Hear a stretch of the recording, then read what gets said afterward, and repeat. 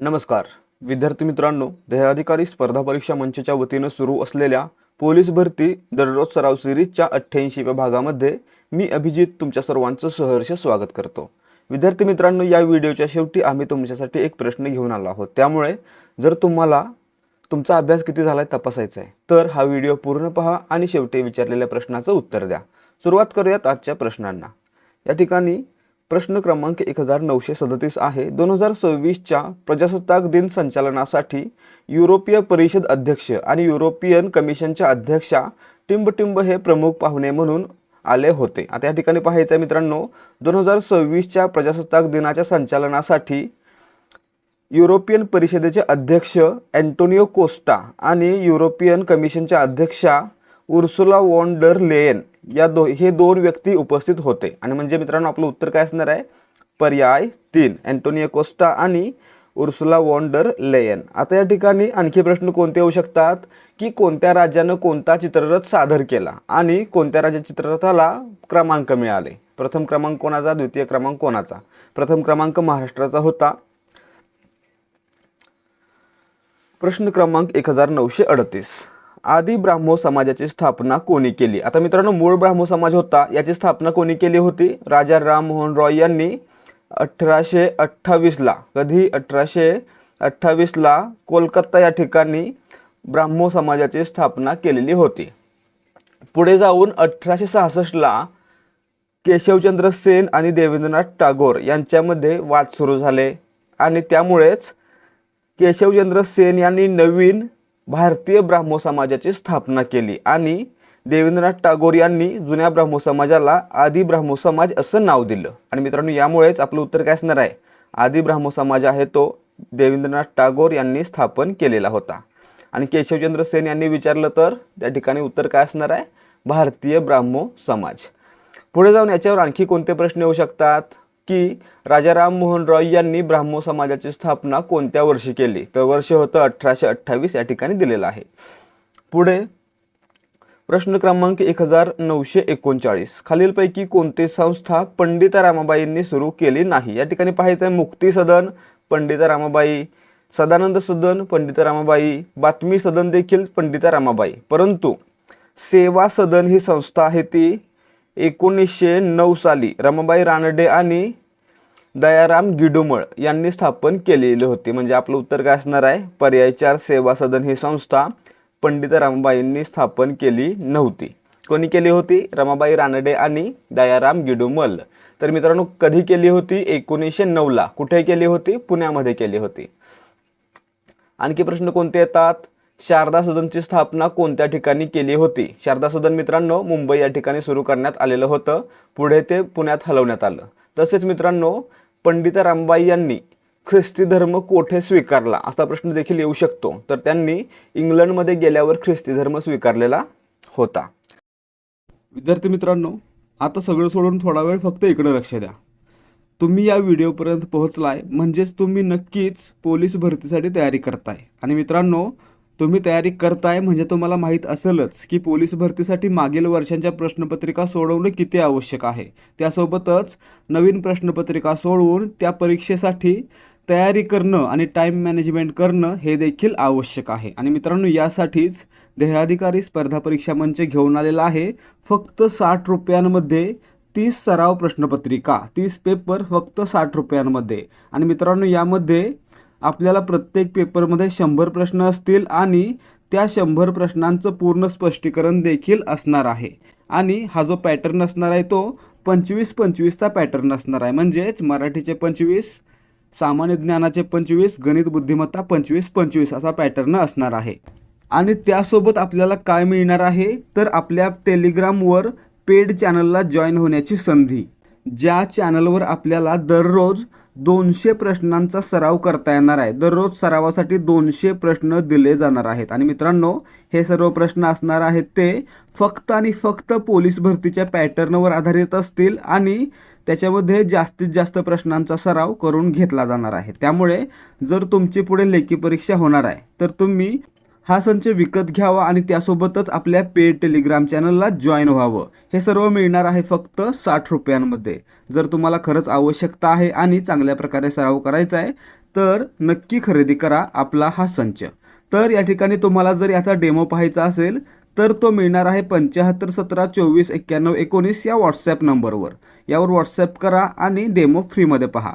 तसेच जर तुम्हाला वाटत असेल की जे काही देऊ ते चांगलंच देऊ, तर तुम्ही डायरेक्टली 9359689100 या नंबरवर पेमेंट करून त्याचा स्क्रीनशॉट आम्हाला पाठवू शकता. तुम्हाला लगेचच एकाच वेळी 60 PDF दिल्या जातील, ज्याच्यामध्ये 30 पेपर असतील आणि 30 त्यांचं स्पष्टीकरण असेल. आणि त्यासोबतच लगेचच टेलिग्राम चॅनलची लिंक देखील दिली जाईल, ज्याच्यामध्ये तुम्हाला दररोज 200 प्रश्नांचा सराव करता येणार आहे. प्रश्न क्रमांक 1940. इंग्लंडचे पंतप्रधान टिंबटिंब यांनी 16 ऑगस्ट 1932 रोजी जातीय निवाडा जाहीर केला होता. मित्रांनो, इंग्लंडचे तत्कालीन पंतप्रधान रॅमसे मॅकडोनाल्ड यांनी 16 ऑगस्ट 1932 रोजी जातीय निवाडा जाहीर केला होता, म्हणजे आपलं उत्तर पर्याय 1. आणि यानुसार दलितांना स्वतंत्र मतदारसंघ देण्याची घोषणा करण्यात आलेली होती. तसेच मित्रांनो, याविरुद्ध महात्मा गांधी यांनी पुण्यातील येरवडा तुरुंगामध्ये प्राणांतिक उपोषण सुरू केलेलं होतं. आणि त्यासाठीच मित्रांनो पुढे डॉक्टर बाबासाहेब आंबेडकर आणि महात्मा गांधी यांच्यामध्ये पुणे करार देखील झालेला होता. आता या ठिकाणी आणखी कोणते प्रश्न येऊ शकतात याबद्दल, तर पुणे करार कोणामध्ये झाला? महात्मा गांधी आणि डॉक्टर बाबासाहेब आंबेडकर. महात्मा गांधींच्या वतीने सही कोणी केली? तर पंडित मदन मोहन मालवीय. आणि मित्रांनो, पुढचा प्रश्न, पुणे करार कोणत्या वर्षी आणि कोठे झाला? पुणे करार आहे तो 24 सप्टेंबर 1932 रोजी येरवडा तुरुंगामध्ये म्हणजे पुण्यामध्ये झालेला होता. प्रश्न क्रमांक 1941. छत्रपती शिवाजी महाराजांच्या अष्टप्रधान मंडळात न्यायाधीश म्हणून कोणी काम केले? मित्रांनो, छत्रपती शिवाजी महाराजांच्या अष्टप्रधान मंडळामध्ये निराजी रावजी हे कोण होते? न्यायाधीश होते, म्हणजे आपलं उत्तर पर्याय 3. मोरो त्र्यंबक पिंगळे कोण होते? तर मित्रांनो, हे पहिले पेशवे होते. तसेच पुढे रामचंद्र निळकंठ मुजुमदार हे अमात्य होते. तसेच मित्रांनो, सुमंत कोण होते? परराष्ट्र मंत्री म्हणजे सुमंत कोण होते असा प्रश्न विचारला जाईल, तर त्यांचं नाव रामचंद्र डबीर होतं. ठीक आहे, सुमंत विचारलं तर रामचंद्र डबीर. जर पंतप्रधान विचारलं म्हणजे पेशवा विचारलं तर मोरो त्र्यंबक पिंगळे. जर न्यायाधीश विचारलं तर निराजी रावजी. अशा प्रकारचे उत्तर आपल्याला माहित असले पाहिजेत. आणि मित्रांनो, यासाठीच आपण छत्रपती शिवाजी महाराजांवर एक पूर्ण व्हिडिओ बनवलेला आहे, ज्याच्यामध्ये 100 प्रश्न असणार आहेत. तो व्हिडिओ आपल्या यूट्यूब चॅनलवर उपलब्ध आहे. पुढे प्रश्न क्रमांक 1942. हडप्पा संस्कृतीला कोणत्या नावाने ओळखले जाते? मित्रांनो, हडप्पा संस्कृती होती ती सिंधू नदी आणि तिच्या उपनद्या चिनाब आणि रावी यांच्या खोऱ्यामध्ये अस्तित्वात आली होती. आणि मित्रांनो, यामुळेच या संस्कृतीला सिंधू संस्कृती असं म्हटलं जातं, म्हणजे आपलं उत्तर पर्याय 2. याच्याबद्दलचे महत्त्वाचे प्रश्न पहा कोणते कोणते आहेत. तर हडप्पा शहराचा शोध कोणी लावला? हडप्पा शहराचा शोध आहे तो मित्रांनो 1921 साली दयाराम साहनी यांनी लावला. दुसरं शहर कोणतं होतं? मोहेंजोदडो. आणि मोहेंजोदडोचा शोध कोणी लावला? तर 1922 साली राखालदास बॅनर्जी. लक्षात काय ठेवणार आहे? हडप्पा 1921 दयाराम साहनी आणि मोहेंजोदडो 1922 राखालदास बॅनर्जी. पुढे प्रश्न क्रमांक 1943. खरोसा लेणी कोणत्या जिल्ह्यात आहेत? मित्रांनो, खरोसा लेणी ही लातूर जिल्ह्यामध्ये आहेत, म्हणजे आपलं उत्तर पर्याय 4. आणखी कोणती लेणी महत्त्वाची आहेत? तर घारापुरी लेणी कोणत्या जिल्ह्यामध्ये आहेत? घारापुरी रायगड जिल्ह्यामध्ये आहेत. आणि पितळखोरा लेणी कोणत्या जिल्ह्यामध्ये आहेत? तर छत्रपती संभाजीनगर जिल्ह्यामध्ये आहेत. यावर अनेकदा प्रश्न आलेले आहेत. प्रश्न क्रमांक 1944. महाराष्ट्रातील पहिली अणुभट्टी टिंबटिंब या नावाने ओळखली जाते. मित्रांनो, महाराष्ट्रातील म्हणा किंवा भारतातील म्हणा किंवा आशिया खंडातील म्हणा, या तिन्हीसाठी पहिली अणुभट्टी कोण आहे? तर अप्सरा, जिची स्थापना किंवा सुरुवात तुर्भे या ठिकाणी करण्यात आली होती. महाराष्ट्रातील तुर्भे या ठिकाणी करण्यात आलेली होती, म्हणजे आपलं उत्तर पर्याय 4. तर या ठिकाणी पहा मित्रांनो,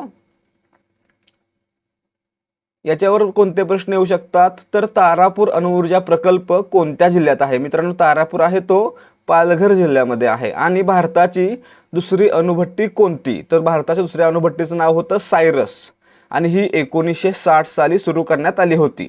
पहिली पहा अप्सरा, ही 1956 साली सुरू करण्यात आली होती मुंबई या ठिकाणी. आणि यासाठी ब्रिटननं मदत केलेली होती. आणि दुसरी आहे सायरस, जी 1960 साली सुरू करण्यात आलेली होती. पुढे पाहायचं आहे प्रश्न क्रमांक 1945. विषुववृत्तीय प्रदेशातील अरण्यांना काय म्हणतात? मित्रांनो, विषुववृत्तीय प्रदेशातील अरण्यांना अमेरिकेमध्ये सेल्वाज या नावानं ओळखलं जातं. म्हणजे आपलं उत्तर पर्याय 1 सेल्वाज. कशाला म्हणायचं मित्रांनो? विषुववृत्तीय प्रदेशातील अरण्यांना म्हणायचं. पुढे मित्रांनो यासंबंधी आणखी कोणते प्रश्न येऊ शकतात? तर जगाचे फुफ्फुस किंवा लंग्स ऑफ अर्थ असे कोणत्या वनांना म्हटलं जातं? तर मित्रांनो, अमेझॉनच्या जंगलांना जगाचं फुफ्फुस किंवा लंग्स ऑफ द अर्थ असं म्हटलं जातं. त्यासोबतच या ठिकाणी सॅव्हाना हा ऑप्शन दिलाय. तर आफ्रिकेतील उष्णकटिबंधीय गवताळ प्रदेशाला सॅव्हाना असं म्हटलं जातं. प्रश्न क्रमांक 1946. गिरसप्पा धबधबा म्हणजेच जोग धबधबा कोणत्या नदीवर आहे? मित्रांनो, गिरसप्पा धबधबा म्हणजे जोग धबधबा आहे तो कर्नाटकमध्ये शरावती नदीवर आहे. म्हणजे आपलं उत्तर काय असणार आहे? पर्याय 3 शरावती नदी. आणि जर राज्य विचारलं तर कर्नाटक. आता हा झाला गिरसप्पा. दुसरा कोणता महत्वाचा आहे? शिवसमुद्रम धबधबा कोणत्या नदीवर आहे? तर तो कावेरी नदीवर आहे. आणि धुवाधार धबधबा कोणत्या नदीवर आहे? तर तो नर्मदा नदीवर आहे. प्रश्न क्रमांक 1947. कन्हाळगाव अभयारण्य खालीलपैकी कोणत्या जिल्ह्यात आहे? मित्रांनो, कन्हाळगाव अभयारण्य आहे ते चंद्रपूर जिल्ह्यामध्ये आहे. म्हणजे आपलं उत्तर पर्याय 3. पुढचा प्रश्न येऊ शकतो, मेळघाट व्याघ्र प्रकल्प कोणत्या जिल्ह्यात आहे? तर मेळघाट हा अमरावती जिल्ह्यामध्ये आहे. आणि महाराष्ट्राचे भरतपूर म्हणून कोणते पक्षी अभयारण्य ओळखले जाते? तर नांदूर मधमेश्वर. नाशिक जिल्ह्यातील नांदूर मधमेश्वरला महाराष्ट्राचे भरतपूर म्हणजेच महाराष्ट्राचे पक्षी अभयारण्य म्हणून ओळखलं जातं. पुढे प्रश्न क्रमांक 1948. अटलांटिक महासागर व भूमध्य समुद्र यांना जोडणारी सामुद्रधुनी कोणती? आता मित्रांनो, अटलांटिक महासागर आणि भूमध्य समुद्र यांना जिब्राल्टरची सामुद्रधुनी जोडते. म्हणजे आपलं उत्तर पर्याय 2. आता लक्षात ठेवायचं आहे, ही सामुद्रधुनी आहे ती युरोप खंडाला आफ्रिकासोबत जोडते. म्हणजेच युरोपमधील स्पेनला आफ्रिकेतील मोरोक्को यासोबत जोडते. पुढचा प्रश्न कोणता येऊ शकतो? तर सुएज कालव्याबद्दल. सुएज कालवा आहे तो कोणत्या 2 ठिकाणांना जोडतो? तर सुएज कालवा आहे तो भूमध्य समुद्र आणि तांबडा समुद्र या दोन्हींना जोडतो. आता पुढे भारत आणि श्रीलंकेबद्दल पाहायला गेलं तर भारत आणि श्रीलंका यांना कोणती सामुद्रधुनी वेगळी करते? तर कोणती? पाल्कची सामुद्रधुनी. भारत आणि श्रीलंका यांच्या दरम्यान पाल्कची सामुद्रधुनी आहे. पुढे प्रश्न क्रमांक 1949. एखादे विधेयक अर्थविधेयक आहे किंवा नाही याचा अंतिम निर्णय टिंबटिंब देतात. मित्रांनो, या ठिकाणी पाहायचं आहे, अर्थविधेयक संसदेमध्ये मांडण्या अगोदर ते विधेयक त्यासाठी राष्ट्रपतींची परवानगी आवश्यक असते. आणि त्यानंतर भारतीय राज्यघटनेच्या कलम 110(3) अंतर्गत हे विधेयक अर्थविधेयक आहे की नाही याच्यावर जर संसदेमध्ये वाद निर्माण झाला तर त्या ठिकाणी अंतिम निर्णय हा लोकसभा अध्यक्षांचा असतो. म्हणजेच एखादे विधेयक अर्थविधेयक आहे किंवा नाही याचा अंतिम निर्णय लोकसभा अध्यक्षांचा असतो. पर्याय 3. आता पुढचा प्रश्न, एखादे अर्थविधेयक राज्यसभेमध्ये जास्तीत जास्त किती दिवस राखून ठेवता येते? हा प्रश्न वारंवार विचारला गेलेला आहे. राज्यसभेमध्ये अर्थविधेयक आहे ते जास्तीत जास्त 14 दिवस राखून ठेवले जाऊ शकते. त्यानंतर ते आपोआपच मान्य झाले किंवा संमत झाल्याचं मानलं जातं. आता पुढे याच्यावर आणखी प्रश्न, भारतीय राज्यघटनेच्या कोणत्या कलमामध्ये अर्थविधेयकाची व्याख्या दिलेली आहे? तर मित्रांनो, भारतीय राज्यघटनेच्या कलम 110 मध्ये अर्थविधेयकाची व्याख्या दिलेली आहे. प्रश्न क्रमांक 1950. भारतीय संविधानाच्या कलम 154 नुसार राज्याची कार्यकारी सत्ता टिंबटिंबकडे असते. मित्रांनो, भारतीय संविधानाच्या कलम 154 नुसार राज्याचा कार्यकारी प्रमुख हा राज्यपाल असतो. म्हणजे आपलं उत्तर पर्याय 3. आता पुढचा प्रश्न, राज्यपाल पदाची तरतूद भारतीय राज्यघटनेच्या कोणत्या कलमामध्ये करण्यात आलेली आहे? कलम 153 मध्ये. कलम 153 मध्ये राज्यपाल हे पद आहे आणि कार्यकारी प्रमुख आहे असं कुठे लिहिलंय? कलम 154 मध्ये लिहिलंय.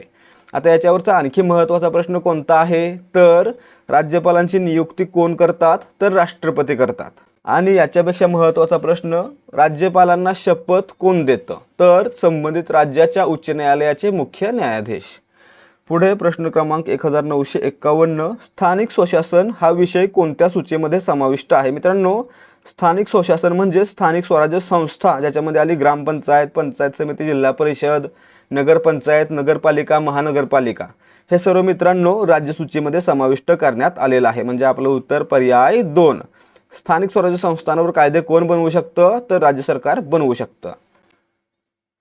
प्रश्न क्रमांक 1952, मी गाडी घेणार या वाक्याचा काळ ओळखा. आता मित्रांनो, घेणार म्हटलंय म्हणजे साधा भविष्यकाळ आहे, परंतु साधा भविष्यकाळ पर्यायामध्ये दिलेलाच नाहीये. मग आता याचं उत्तर काय असणार आहे? तर एक व्यक्ती काय करते, तर भविष्यामध्ये आपला उद्देश सांगते. आणि मित्रांनो, भविष्यातील उद्देश सांगितला असेल तर त्याला काय म्हणायचं? उद्देश वर्तमान काळ असं म्हणायचं. म्हणजे आपलं उत्तर असणार आहे पर्याय 1, उद्देश वर्तमान काळ. प्रश्न क्रमांक 1953, खालील शब्दातील मूळ सामासिक शब्द कोणता ते ओळखा. या ठिकाणी पहा, दारोदारी हा शब्द अभ्यस्त देखील आहे. सुयशी, प्रत्येक साली, मित्रांनो हे शब्द आहेत ते अव्ययभाव समासातील आहेत, परंतु सामासिक नाहीत. परंतु प्रतिक्षण हा शब्द हा मूळचा सामासिक शब्द आहे. म्हणून आपलं उत्तर काय असणार आहे? पर्याय 4, प्रतिक्षण हा शब्द सामासिक शब्द आहे किंवा मूळ सामासिक शब्द आहे. प्रश्न क्रमांक 1954, पर्यायी उत्तरातील व्यर्थ उद्गारवाची वाक्य कोणते? आता मित्रांनो, उद्गारवाचक वाक्यामध्ये काय असतात? केवल प्रयोगी अव्यय असतात. आणि मित्रांनो, केवल प्रयोगी अव्ययांचं काम काय? मनातील उत्कट भावना व्यक्त करणं. परंतु काही वेळा काही केवल प्रयोगी अव्ययातून कोणतीही भावना व्यक्त होत नाही, त्यांना काय म्हणायचं? व्यर्थ उद्गारवाचक अव्यय असं म्हणायचं. आणि मित्रांनो, ते कोणते आहेत? तर म्हणे, बेटे, बापडा इत्यादी. मग या ठिकाणी पहा, पर्याय 3 मध्ये माझं मन बेटे गप्प बसेना, या ठिकाणी बेटे हा शब्द कोणतीच भावना व्यक्त करत नाहीये, म्हणून हा काय झाला? व्यर्थ उद्गारवाचक केवल प्रयोगी अव्यय. आणि मित्रांनो, म्हणूनच हे वाक्य कोणतं असणार आहे? व्यर्थ उद्गारवाची वाक्य. म्हणजे पर्याय 3 आपलं उत्तर आहे. प्रश्न क्रमांक 1955, संधी करा पुनः अधिक जन्म. मित्रांनो, विसर्ग संधी आहे आणि विसर्गापुढे जर मृदू व्यंजन आलं तर त्या विसर्गाचं रूपांतर कशामध्ये होतं? र मध्ये होतं. आणि पुनर्जन्मचं काय होणार आहे? पुनर्जन्म. म्हणजे आपलं उत्तर पर्याय 2. लक्षात ठेवायचं आहे, जो र आहे तो जला जोडला जाणार, म्हणजेच जवर रफार येणार. म्हणजे पुनर्जन्म हा पर्याय 2 प्रमाणे लिहिला गेला पाहिजे. प्रश्न क्रमांक 1956, पुढीलपैकी कर्मणी प्रयोगाचे वाक्य कोणते नाही? मित्रांनो, कोणते वाक्य कर्मणी प्रयोगाचे नाही असं विचारलं गेलेलं आहे. म्हणजे या ठिकाणी आपल्याला कर्तरी किंवा भावी प्रयोग ओळखायचा आहे. मग या ठिकाणी पहा, कर्मणी प्रयोगामध्ये काय असतं? क्रियापदाचं रूप कर्माच्या लिंगवचनानुसार बदलतं, किंवा कर्माला कोणताही प्रत्यय लागलेला नसतो, म्हणजे कर्म प्रथमेमध्ये असतं. मग या ठिकाणी पहा, गडावर सनई चौघडा वाजला, याच्यामध्ये सनई चौघडा वाजणारा म्हणजे काय झालं? या ठिकाणी सनई चौघडा हा कर्ता झाला. वाक्यामध्ये कर्म आहे का? मग नाही, या वाक्यामध्ये कर्म नाही, म्हणजेच कर्मणी प्रयोग नसणार आहे. म्हणून आपलं उत्तर पर्याय 1. मी गावातून फेरफटका मारला. फेरफटका कर्म आहे, एक असेल तर मारला, अनेक असतील तर मारले. शेतकऱ्यांनी पेरण्या केल्या, एक असेल तर पेरणी केली, अनेक असतील तर, अनेकांच्या असतील तर पेरण्या केल्या. प्रश्न क्रमांक 1957, शिवाजी महाराज छत्रपती झाले या वाक्यात छत्रपती हा शब्द कोणते कार्य करतो? आता मित्रांनो, शिवाजी महाराज झाले असं म्हटलं असतं तर वाक्याचा अर्थ पूर्ण झाला नसता. त्यामुळे क्रियापदाचा अर्थ पूर्ण करण्यासाठी वाक्यामध्ये जर एखादं नाम किंवा विशेषण आलं तर त्याला काय म्हणायचं? वाक्यातील विधीपूरक असं म्हणायचं. आणि मित्रांनो, या ठिकाणी छत्रपती हा शब्द वाक्याचा अर्थ पूर्ण करतोय, म्हणून याला विधीपूरक असं म्हणायचं. म्हणजे आपलं उत्तर पर्याय 1.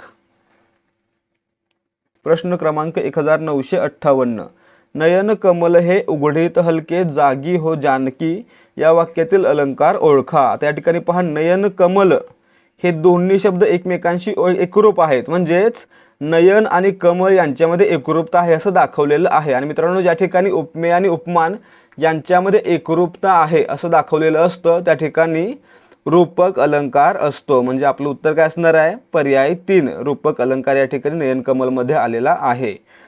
श्लेष कधी असतो? जेव्हा एकच शब्द 2 वेगळ्या अर्थाने वापरला जातो तेव्हा. उत्प्रेक्षा, उपमेय आणि उपमान एकच आहेत हे दाखवण्यासाठी जणू गमे वाटे भासे यांचा वापर झाला तर उत्प्रेक्षा अलंकार. आणि उपमा कधी? जेव्हा उपमेय आणि उपमान यांच्यामध्ये समानता आहे हे दाखवण्यासाठी परी, सारखा, समसमान हे शब्द वापरले असतील तर उपमा अलंकार. प्रश्न क्रमांक 1959, खालीलपैकी चुकीचा अर्थ असलेली अलंकारिक जोडी ओळखा. या ठिकाणी पहा, कर्णाचा अवतार उदार मनुष्य बरोबर जोडी आहे. वाघिणीचे दूध अंगात शौर्य उत्पन्न करणारी गोष्ट हे देखील बरोबर आहे. तसेच बजबजपुरी म्हणजे गोंधळाची स्थिती हे देखील बरोबर आहे. परंतु नगद नारायण म्हणजे कंगाल व्यक्ती, या ठिकाणी काय दिले, अत्यंत श्रीमंत व्यक्ती, म्हणजे ही जोडी चुकीची दिले. म्हणजे पर्याय 4 आपलं उत्तर आहे. लक्षात ठेवायचं आहे, नगद नारायण म्हणजे कंगाल व्यक्ती, त्याला विरुद्धार्थी शब्द नवकोट नारायण म्हणजेच श्रीमंत व्यक्ती. नगद नारायण विरुद्ध नवकोट नारायण. प्रश्न क्रमांक 1960, खालील उदाहरणातील रस ओळखा. आता विश्वात्मके देवे येणे वाग्यज्ञे तोषावे. आता मित्रांनो लक्षात ठेवायचं आहे, भजन कीर्तन ओव्या त्यासोबतच देवाची आळवणी आरती हे सर्व कशामध्ये असतं, शांत रसामध्ये असतं. म्हणजे आपलं उत्तर या ठिकाणी काय असणार आहे, हे देखील शांत रसामध्ये आहे. प्रश्न क्रमांक 1961, घोडा मैदान जवळ आहे या म्हणीचा खालीलपैकी कोणता अर्थ आहे. मित्रांनो याचं उत्तर तुम्ही मला कमेंट करून सांगायचं आहे. घोडा मैदान जवळ आहे या म्हणीचा अर्थ कोणता. खाली पर्याय दिलेले आहेत, योग्य पर्यायाचं उत्तर कमेंट करून सांगा. तर विद्यार्थी मित्रांनो या ठिकाणी आजचे प्रश्न समाप्त होत आहेत. जर तुम्हाला आजचे प्रश्न आणि त्यांचं स्पष्टीकरण आवडलं असेल तर व्हिडिओला लाईक करा आणि अशाच प्रकारचे व्हिडिओ पाहण्यासाठी आपल्या चॅनलला सबस्क्राईब करा. भेटूयात पुढच्या भागामध्ये. जय हिंद, जय भारत आणि जय महाराष्ट्र.